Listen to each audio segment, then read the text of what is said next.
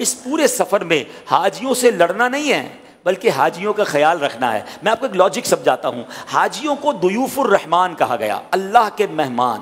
آپ کے گھر پہ کوئی مہمان آئے اور آپ کا کوئی دوست، آپ کا کوئی جاننے والا اس مہمان کا خیال رکھنا شروع کر دے، آپ کو کتنا اچھا لگے گا، مہمان میرا ہے، خیال یہ رکھ رہا ہے، آپ کو اس پہ زیادہ پیار آئے گا۔ ایسا ہی ہے نا؟ اور آپ کے گھر پہ کوئی مہمان ہے، کوئی اسے لڑنا شروع کر دے، آپ کہہ رہے میرے مہمانوں سے لڑ رہا ہے، یار میں نے بلایا ہے، بھائی میری عزت کرو، میرے مہمان ہیں۔ بلا تشبیہ سمجھانے کے لیے کہہ رہا ہوں کہ جب آپ اللہ کے گھر کے مہمانوں کی خدمت کرتے ہیں نا، اللہ اکبر، آپ پر خاص نگاہ رحمت ہوتی ہے۔ پتہ نہیں کس کا حج مقبول ہو اور میں اس کی خدمت کر دوں، اس کے دل کی دعا ملے، اس کے صدقے میرا بھی حج قبول ہو جائے۔ کئی بار لوگوں نے پوچھا کہ کوئی وظیفہ بتا دیں، کوئی طریقہ بتا دیں، بار بار مدینے کیسے جائیں، بار بار حج کو کیسے جائیں۔ چلے میں اپنی زندگی کا ایک تجربہ آپ کو بتا دیتا ہوں۔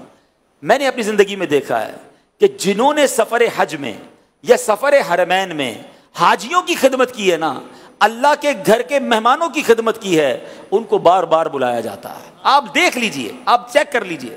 اور جو وہاں جا کے لڑے، اچھا پھر اس کو لاجیکلی ایک اور بات سمجھ لو، یہ تو ہو گئی نرم شفیق مہربان بننا ہے، دوسروں کا مددگار بننا۔ کچھ ہوتے ہیں جن کا کام ہی لڑائی کرنا ہوتا ہے۔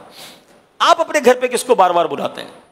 آپ کے گھر پہ ایک مہمان آئے، آ کر شور مچائے، گندگی کرے، لڑائی جھگڑا کرے، آپ کو تنگ کر دے، آپ واپس جاتے ہیں نا اپنے بچوں کو کہتے ہیں آئندہ اس کو نہیں بلانا۔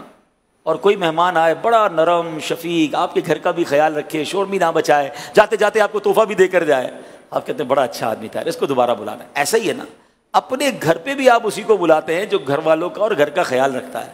تو مکے مدینے میں با ادب رہنا، اگر بار بار جانا ہے نا، کہ بار بار بلایا جائے، تو بڑا آپ نے سفر احتیاط کے ساتھ کرنا ہے، کسی کا دل نہ دکھائیں، بس یہ سوچتے رہیں میرے رب نے اس کو بلایا ہے، یہ اللہ کا مہمان ہے، یہ حج پر آیا ہے، کہیں اس کا دل مجھ سے نہ ٹوٹ جائے۔ جب اس نیت کے ساتھ آپ سفر کریں گے تو سبحان اللہ، پھر دیکھیں سفر کا لطف جو ہے وہ دوبالا ہو جائے گا۔